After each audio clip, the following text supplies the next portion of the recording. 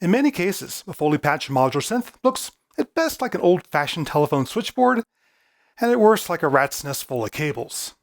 As a result, it's virtually impossible to tell what a patch is doing just with a quick glance. You need to trace each cable from its source to its destination.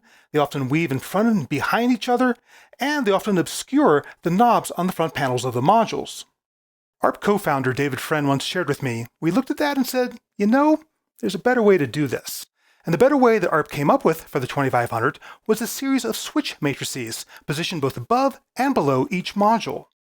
Each module is labeled to show which of its inputs and outputs are mapped to each vertical column of the switch matrix.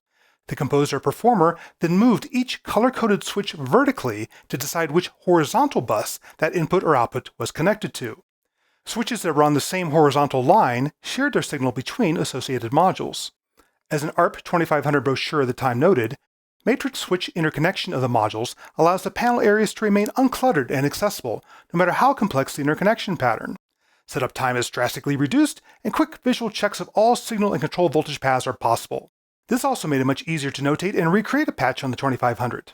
Alas, this innovative system of switch matrices suffered from electrical crosstalk between adjacent buses, sometimes resulting in audio leakage and the occasional unexpected result. Alan Perlman himself later conceded that the system was a bit noisier than the typical patch cable approach, and ARP reverted to patch cables for the 2600, but with the addition of normalized connections pre-patched behind the front panel, creating a common default patch to save a musician time while setting up. So whether we're talking about the 2500 or the 2600, ARP showed a lot of thought and innovation in approaching how you would patch a modular synth.